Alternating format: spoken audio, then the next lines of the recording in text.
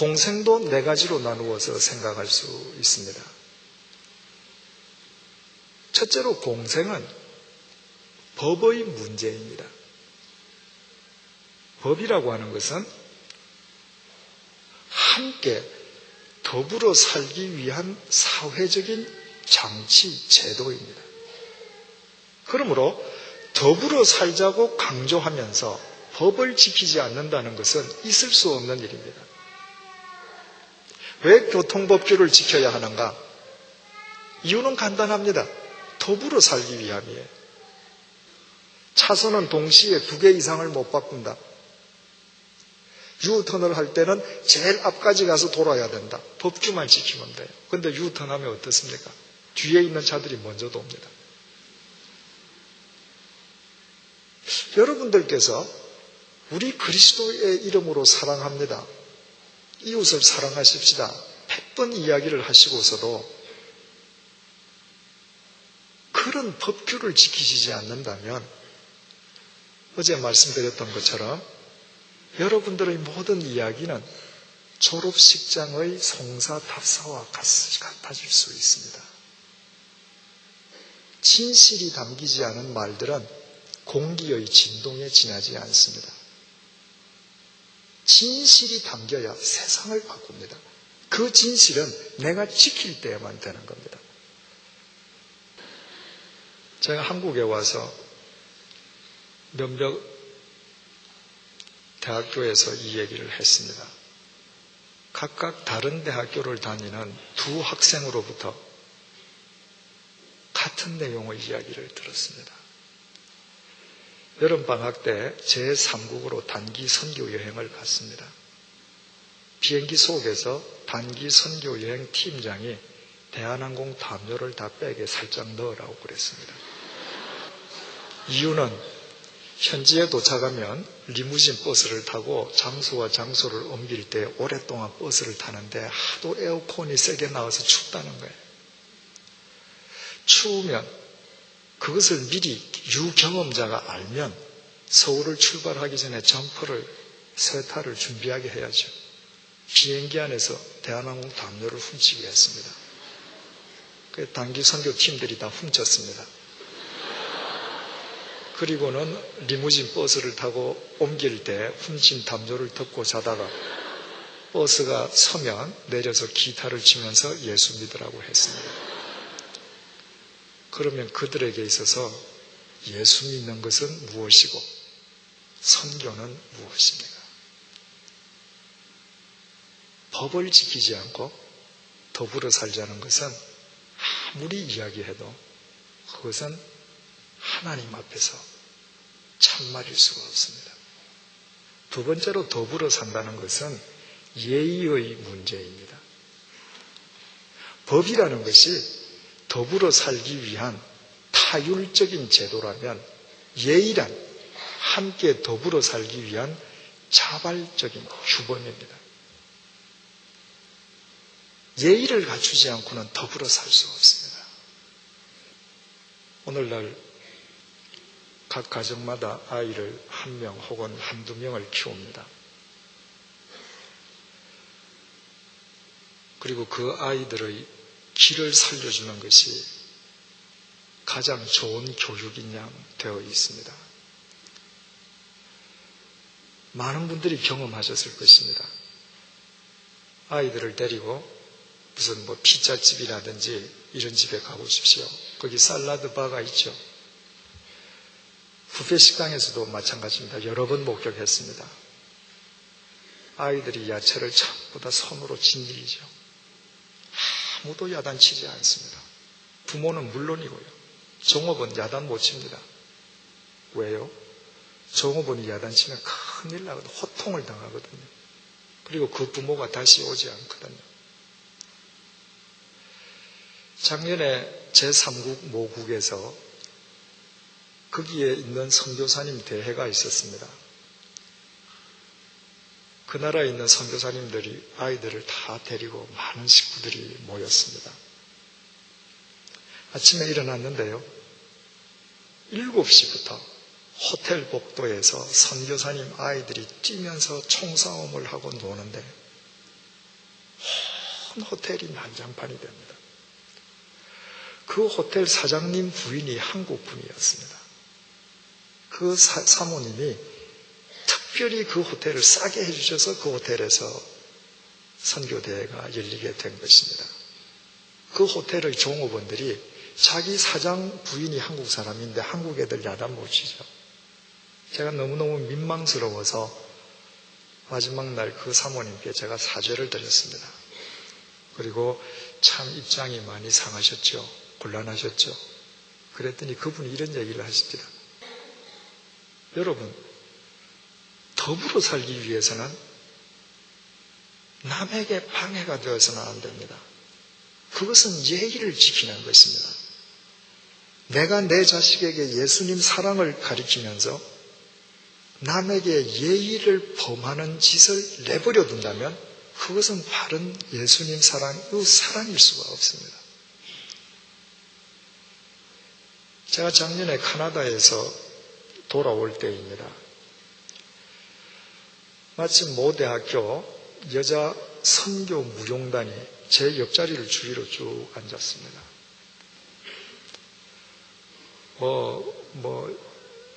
시끄럽고 떠들고 그건 괜찮죠. 젊은이들이니까 그럴 수 있죠.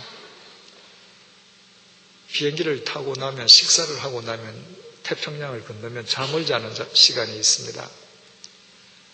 그러면 아무리 이카노미석이라도 다 등을 뒤로 뻗고 이렇게 자기 마련이지 않습니까? 저도 이제 자기 위해서 의자를 뒤로 했습니다. 그랬더니 뒤에 앉아있는 여학생이 선교 무용단원이죠. 저를 탁탁 치더니 의자를 바로 세우라는 거예요. 왜 그러느냐 그랬더니 내가 의자를 뒤로 제치면 자기 다리에 부딪혀서 불편하다는 거예요. 그래서 그러면 자매도 다리를 뻗으라고. 그랬더니 뻗을 수가 없답니다. 왜 그런가 하고 돌아보니까 자기 발 밑에 자기 배낭을 두고 다리를 이렇게 올리고 있어요. 그래서 배낭을 짐칸에 올리고 다리를 뻗으면 서로 편하지 않겠느냐. 그랬더니 자기는 이렇게 해야 편하대.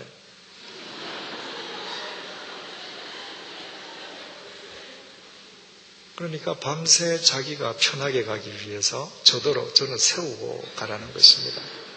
제가 이야기를 한번 해줄까 그러다가 하지 말자. 그렇게 컸는 걸. 내가 비행기 앞에서 그 얘기한다고 듣겠는가? 그런 마음으로 시집가서 제대로 살 수 있을까요? 이웃은 고사하고 남편과 아내가 서로 더불어 살 수 있을까요? 사도 바울이 로마서 16장 1절 2절을 통해서 이렇게 얘기합니다. 내가 겐그레아 교회의 일꾼으로 있는 우리 자매 베베를 너희에게 천거하노니 너희가 주 안에서 성도들의 합당한 예절로 그를 영접하라. 사도 바울은 로마 교회에 베베를 천거해서 보내면서 첫 마디가 합당한 예절로 영접하라. 여러분, 믿는다는 것은 절대로 함부로 하는 것을 의미하지 않습니다. 믿는 자일수록 예절을 다해야 합니다. 왜? 그것이 더불어 사는 자의 덕목이기 때문입니다. 더불어 산다고 하는 것은 세 번째로 물질의 문제입니다. 더불어 산다는 것은 삶이 함께 공유되는 부분이 있는 거거든요. 그런데 삶이 공유되는데 물질이 공유가 안 되겠습니까? 더불어 살다 보면 반드시 내 물질이 쓰여지게 되어 있습니다. 우리 그리스도인이 알아야 될 것은 내게 있는 물질은 다 하나님 것이죠. 그죠? 하나님 것이라고 하는 그 고백 속에는 하나님을 위한 부분이 있고 타인을 위한 몫이 있고 나를 위한 몫이 있다는 것을 깨닫는 것입니다. 11조 내고 나서 다 내 것이 아니죠. 그 속에 반드시 타인과 더불어 살아야 할 부분이 있음을 알아갈 때 우리는 비로소 바른 공생의 사람이 될 수 있습니다. 더불어 살자고 하면서 나는 1년도 손해는 보지 않겠다. 그건 불가능한 것이죠.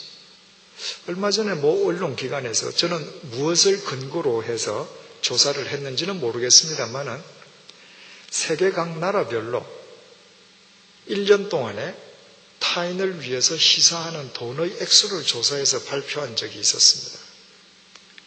1위가 미국 사람입니다. 미국 사람들은 1인당 1년에 70만 원을 타인을 위해서 희생하는 것으로 조사되었습니다. 2위는 영국 사람입니다. 1인당 1년에 24만 원입니다. 한국 사람은 등수에도 없는데 1년에 5,800원으로 나왔습니다. 이것이 우리의 실상입니다. 여러분 간단히 따져보면 알잖아요. 여러분 교회에 내는 헌금 외에 정말 이웃을 위해서 더불어 사는 사람들을 위해서 여러분들이 얼마나 물질을 공유하는가 생각해 보시면 이 조사가 터무니없는 것이 아니라는 걸 알게 됩니다. 잊지 마십시오. 내가 일평생 살던 집이 집값이 올랐다는 것과 오직 차익만을 위해서 사고 파는 것을 되풀이하는 것은 절대로 같은 이야기가 아닙니다. 수많은 여인들이 자기 혼자만을 위한 이기적인 목적으로 투기를 하고 있는 동안에 투기해서 가격이 상승되는 만큼 그 집을 사야 하는 서민들은 울고 있습니다. 못 삽니다. 작년 1년 동안에 임대차 보호법 개정으로 집을 여러 채 가져서 전세 준 사람들이 터무니없이 전세가 몰렸죠. 제 주위에서 수많은 사람들이 울면서 변두리로 쫓겨나간 사람들 저는 봤습니다. 잊지 마십시오. 여러분들이 투기해서 여러분들이 하루아침에 전세비 몇 배를 올려서 얻은 돈을 11조하고 감사헌금하는 거 하나님께서 절대로 기뻐하시지 않습니다. 오히려 하나님께서는 여러분들 때문에 변두리로 쫓겨나가서 눈물 짓는 그들의 마음속에 함께 하시는 것입니다. 내게 있는 이 물질이 나의 것이 아니라 더불어 살기 위한 하나님의 도구임을 깨달을 때에 비로소 참다운 공생의 사람은 되는 것입니다. 주께서 뭐라고 말씀하셨습니까? 너희 보물, 다시 말해서 물질 있는 곳에 네 마음이 있다. 내가 이웃을 사랑하자 하면서 거기에 물질을 주지 않는다면 그 사랑은 가짜라는 것입니다. 마지막으로 공생이라고 하는 것은 결국 마음의 문제입니다. 더불어 살기 위해서는 상대를 내 마음속에 담지 않고는 절대로 더불어 살 수 없습니다. 여러분 오늘날 교회를 보십시다. 우리가 다 교회에서 한 형제 자매 지체로 삽니다. 성가대도 봉사하고 구역 성경 공부도 합니다. 다 더불어 사는 것 같습니다. 그러나 어느 한순간에 딱 이견이 대두되어 보십시오. 순식간에 교회는 잘라집니다. 순식간에 분열됩니다.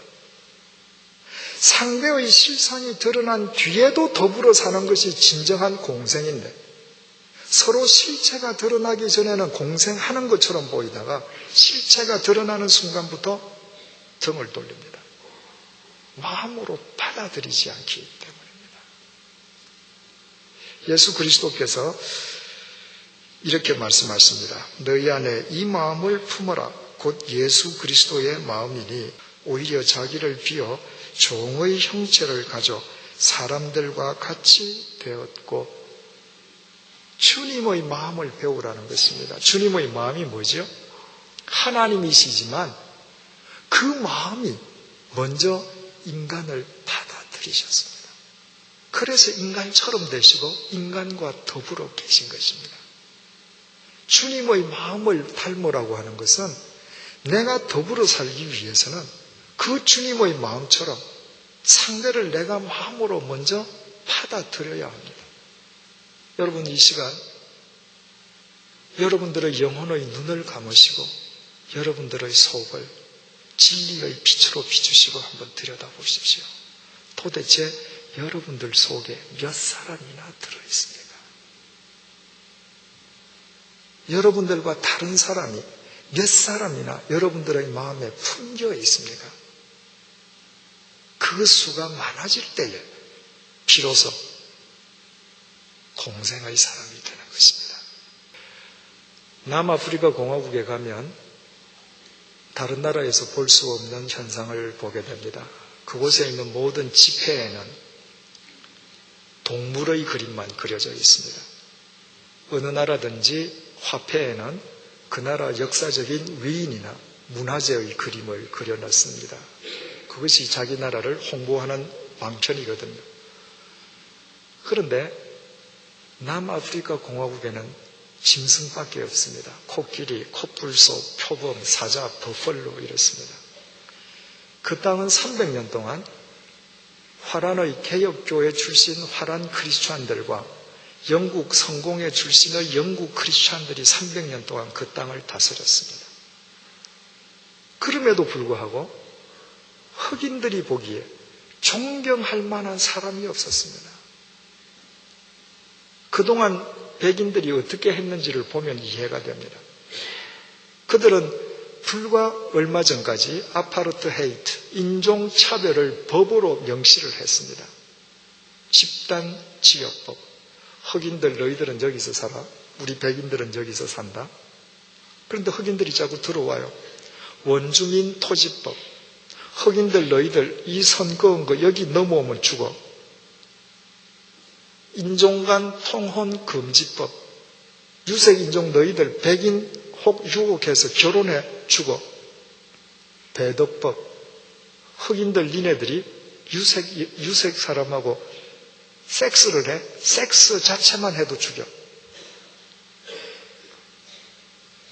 제가 남아프리카 공화국 마자깡넥이라고 하는 흑인 빈민촌에서 만난 화란 출신 헬리라고 하는 사람은 그의 할아버지가 그 지역에 와서 모든 흑인들을 일렬로 세워놓고 총으로 순식간에 학살하고 그 땅을 뺏었다고 그랬습니다. 그래서 그 사람은 늘 잘 때 총을 들고 잤습니다. 언젠가는 흑인한테 자기는 당할 것이라는 것을 알고 있는 것이죠. 백인들이 그 땅에서 엄청난 부를 쌓았습니다. 엄청난 헌금을 하고 남아프리카 공화국 도처에 개혁교회와 성공의 교회를 세웠습니다. 주일마다 아름다운 예배를 드렸습니다. 그러나 돈에 들어갈 만한 인물은 한 사람도 없었습니다.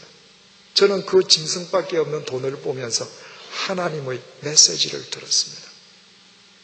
사람이 더불어 살 줄을 모르면, 자기만을 알면 짐승보다 못하다는 것입니다. 그렇지 않습니까?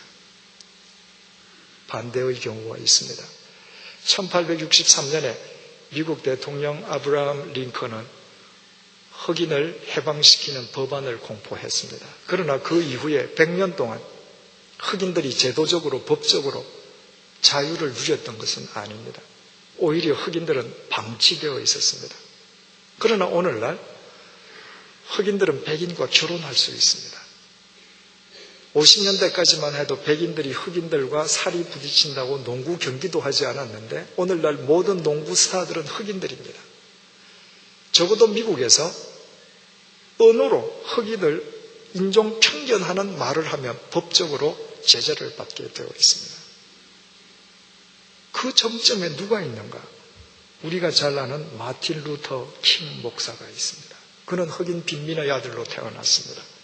가진 것이 없었습니다. 그러나 그는 스스로 하나님 앞에서 자기를 세울 줄 아는 자립인이었습니다. 신학 박사가 되었습니다. 그 뒤에 그는 백인들에 의해서 차별받는 흑인들을 위한 민권운동에 자신의 삶을 바쳤습니다.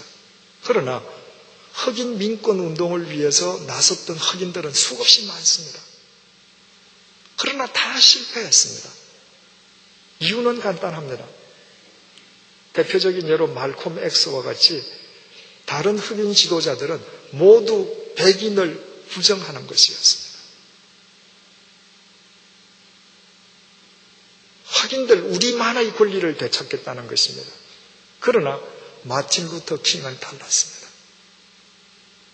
백인과 흑인은 더불어 살아야 된다는 것입니다.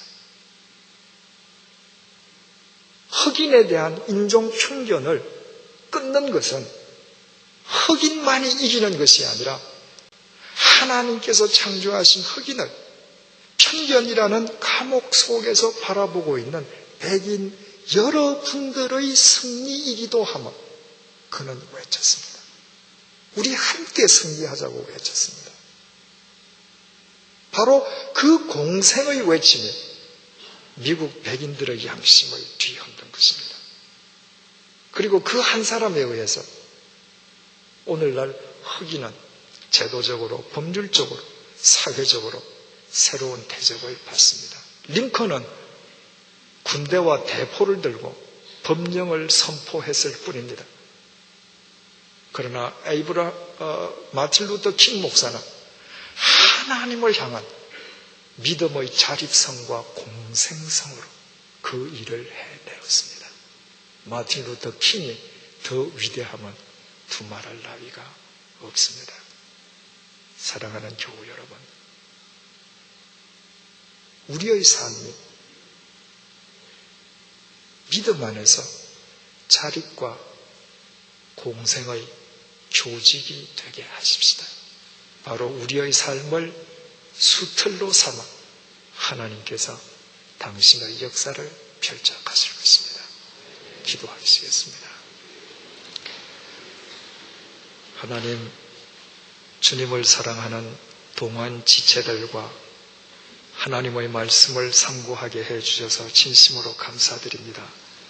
하나님을 더 중심으로 섬기고 하나님의 뜻대로 살기 원하는 주님의 귀한 종들 머리를 숙였습니다. 주님께서 은혜 베풀어 주시어서 여기에 머리 숙인 모든 분들이 날마다 자립과 공생의 교직의 삶을 살아갈 수 있도록 은총을 더하여 주옵소서. 이들의 삶을 수틀로 삼아 하나님의 역사가 날마다 아름답게 펼쳐질 수 있도록 도와주옵소서. 예수님의 이름으로 기도드립니다. 아멘.